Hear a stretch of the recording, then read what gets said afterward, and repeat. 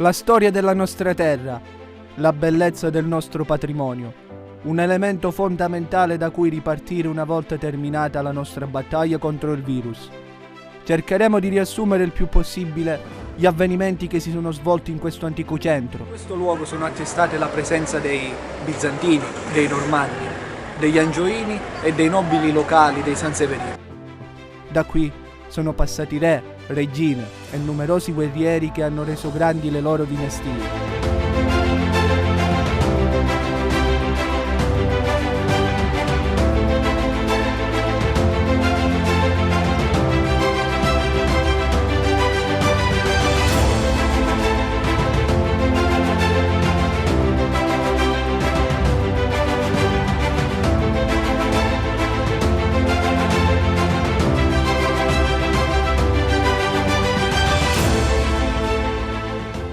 Finalmente stiamo per ripartire. Benvenuti nella prima puntata della seconda stagione del viaggio nella storia. Benvenuti ad Oriolo Calabro. Visiteremo il castello di Oriolo Calabro, che dall'alto ci osserva imponente e ricco dei differenti elementi architettonici appartenuti alle diverse dinastie che hanno abitato questo bellissimo centro. Nell'Alto Ionio sono situati 3 dei castelli più importanti del palcoscenico calabrese, quello di Rocca Imperiale, Roseto Capospulico e appunto Oriolo Calabro. Ma ripercorriamo insieme la storia di questo importantissimo sito. Torniamo indietro, nel Medioevo per essere più precisi, anche se la presenza di questa importantissima città è stata attestata in un periodo precedente, sotto Alessandro il Molosso nel IV secolo a.C. e nelle storie di Tito Livio, nell'infinita battaglia tra Scipione e Annibale. Ma abbiamo deciso di ripercorrere il momento storico in cui sul nostro territorio si stavano compiendo le incursioni saracene. Quindi stiamo parlando di un arco cronologico che va dal IX all'XI secolo d.C.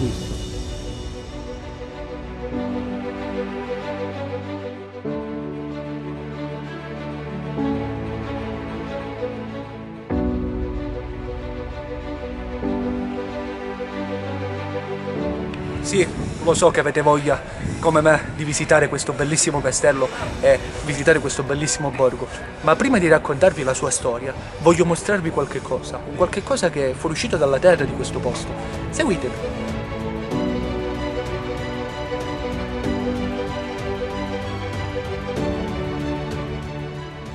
Cari amici telespettatori, non ci fermiamo nemmeno di sera. Venite con noi, vi mostro un qualcosa di particolare.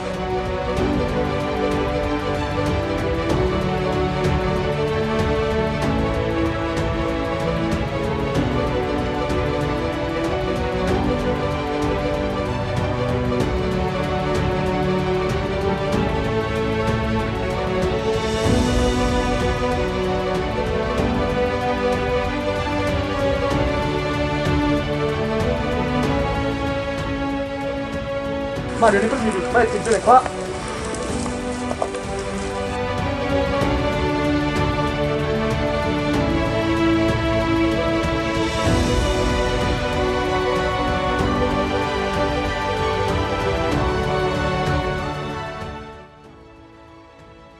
Stiamo parlando di un convento francescano, vero? Sì, del 1439. Pensate un po', quello che stiamo per mostrarvi è un antico convento francescano.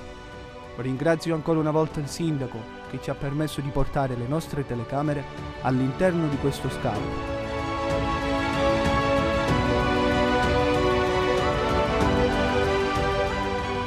Era conservato l'alluce di San Francesco di Paola. Qui? Che è conservato, sì, nella nostra chiesa madre.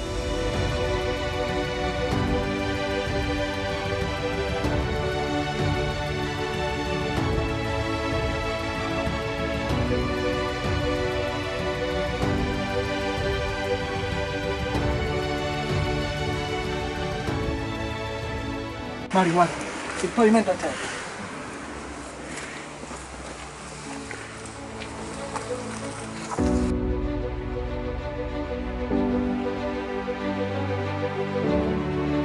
Era qua. Venite.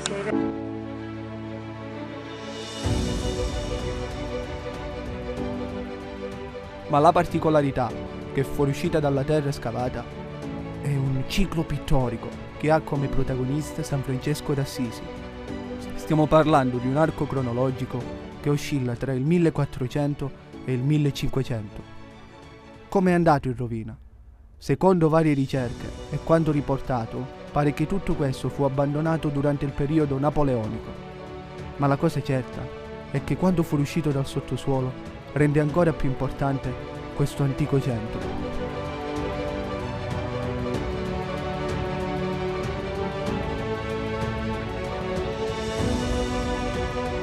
Che meraviglia però! Ah sì, sì, che meraviglia.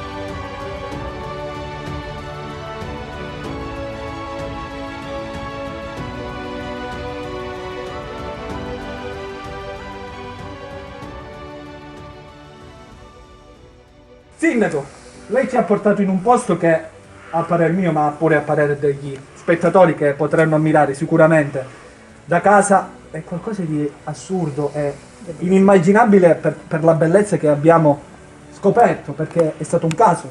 Sì. Come è stato riscoperto? È stato scoperto perché Calabria Verde anni fa ha fatto degli interventi di pulizia nel canale più antistante e ha intravisto, ha trovato dei reperti, ha visto dei pezzi di muro e quindi ci ha segnalato questo problema, questo sito. E lì abbiamo cominciato insieme alla soprintendenza un'azione di recupero, che è quella che vedete voi oggi. Ancora c'è molto da fare, però insomma ha portato alla luce Buona parte di questo convento. Questo ciclo pittorico che è qualcosa Di bellissimo. di bellissimo. Ci stiamo dirigendo per visitare la fortezza. Ebbene, da quanto possiamo ammirare dalle riprese aeree, la pianta di questo castello sembrerebbe a forma quadrangolare.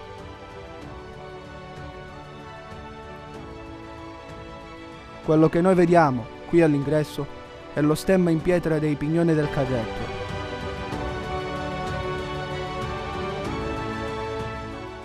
Vi ringrazio per averci accolto in questo bellissimo castello, uno dei borghi più belli che abbiamo non solo in Calabria ma in tutta la nostra nazione. Ci tenevo in particolar modo ad aprire la seconda stagione del programma che conduco proprio partendo da Oriolo. Grazie. Benissimo. Benvenuti ad Oriolo, uno dei borghi più belli d'Italia, come ha detto prima il giornalista.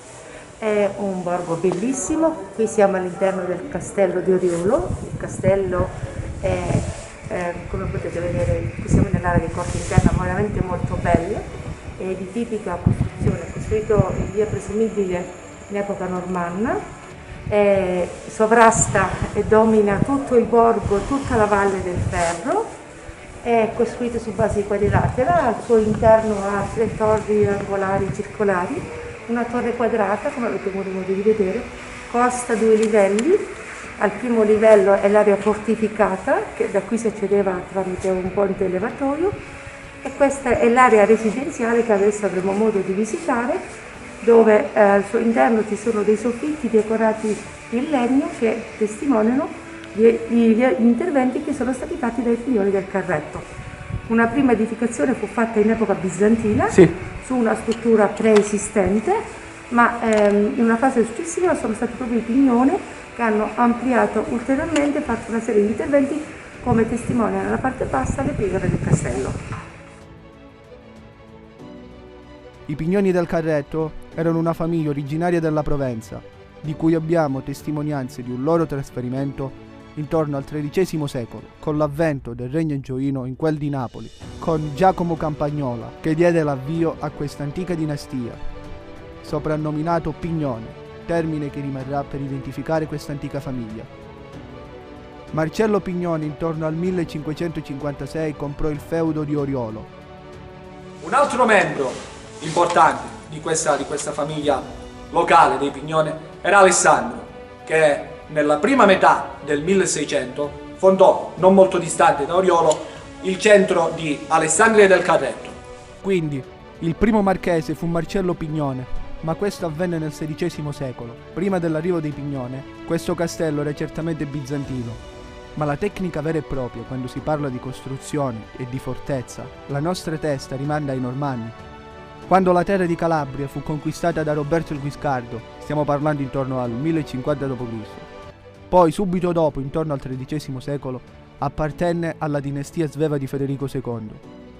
In origine il castello avrebbe dovuto avere 4 torri angolari cilindriche, ad oggi purtroppo ne restano solo 3.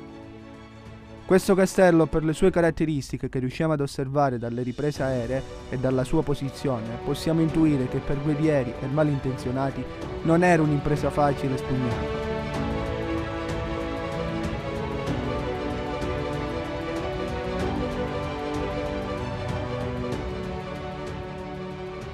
Siamo qui con una guida turistica che è molto gentile, ci sta illustrando alcune caratteristiche di questo importantissimo castello. Abbiamo una feritoia dove si usava mirare e sparare, insomma qua c'era proprio un accostamento vero e proprio verso l'entrata del castello, qua si sorvegliava. Chi tentava ad attaccare, diciamo, che si trovava direttamente da solo, si provava a difendere. Gli assalitori, insomma.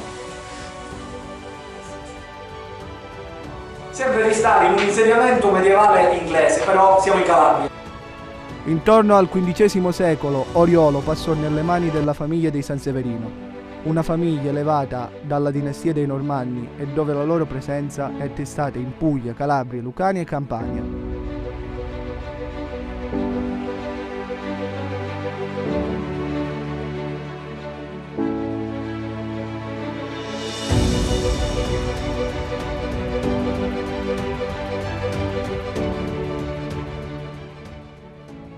Esercitarono il potere da un periodo che va dal 1440 al 1551, periodo tra l'altro dove accadde di tutto, da numerosi ribellioni dagli abitanti del posto alla perdita di alcuni territori.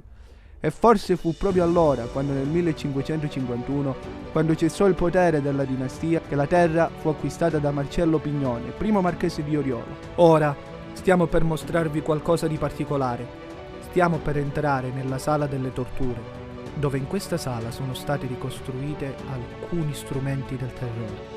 Questi fori veniva alzato il foro della tosi. Mario, fai vedere questi qua, guarda. Tramite questi fori.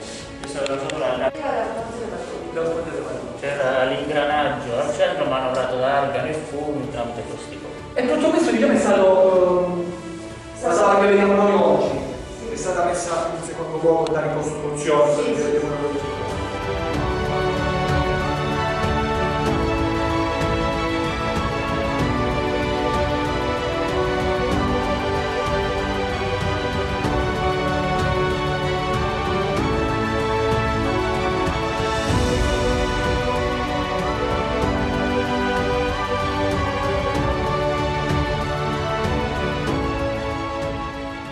Proseguiamo il nostro viaggio all'interno di questo magnifico castello.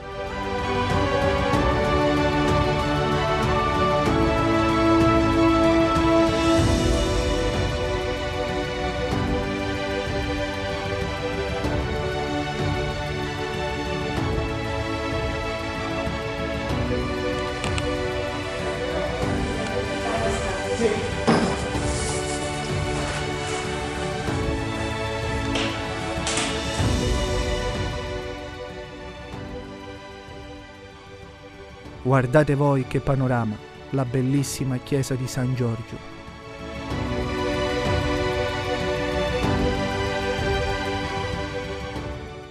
La sua storia è anche risalente, questa chiesa, diciamo, a... Sempre in epoca normale. in epoca normale. Sì. Allora, io ci tenevo a farvi vedere una vista qui. Però credetemi, vale lo stesso la pena guardare questo monumento che è di una bellezza unica. Sì. Di una bellezza unica. Comunque anche la Fiumara è di una bellezza indescrivibile, veramente indescrivibile. Nella sala che stiamo ammirando possiamo osservare alcuni affreschi parzialmente recuperati.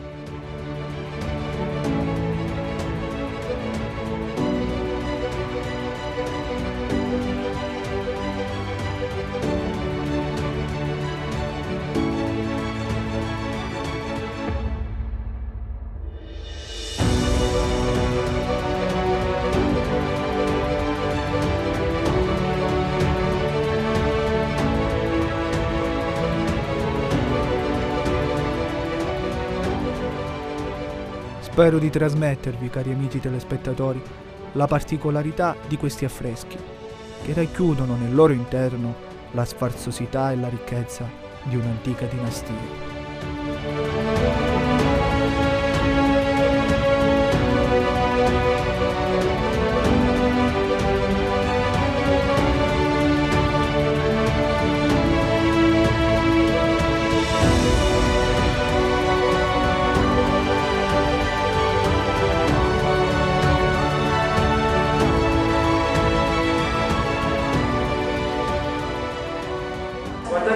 Guardate sopra e prendetevi queste bellezze, guardatevi voi che meraviglia, è rimasto originale da ben 800 anni, se non di più, se non di più.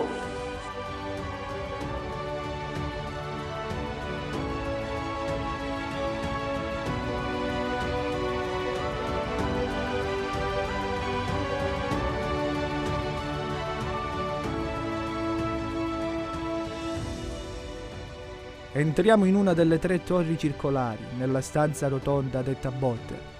Quello che vediamo sono le rappresentazioni delle 4 stagioni e quello che vediamo sul soffitto è il trionfo di Apollo sul carro del sole.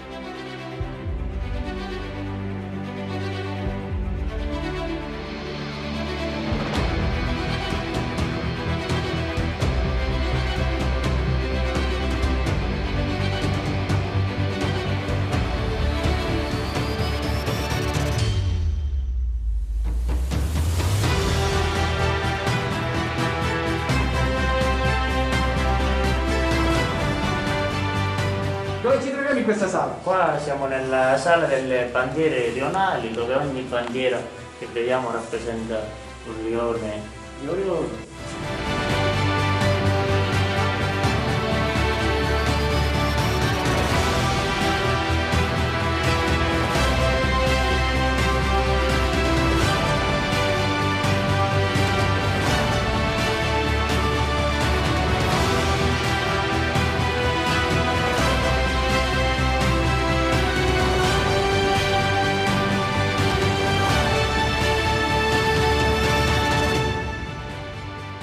Vi mostro qualcosa di particolare, un unicum che abbiamo qua in Calabria, seguitemi.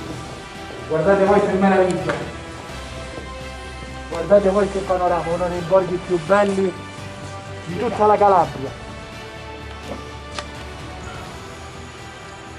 È veramente un unicum. Qui c'è il pollino. Che meraviglia, che meraviglia. Spero di avervi trasmesso almeno in parte quello che sto ammirando io, le emozioni che questo posto trasmette, con la storia del suo antico castello e delle dinastie che hanno scritto numerose pagine di storia. Non c'è angolazione migliore per farvi ammirare questo bellissimo borgo e per chiudere questa puntata.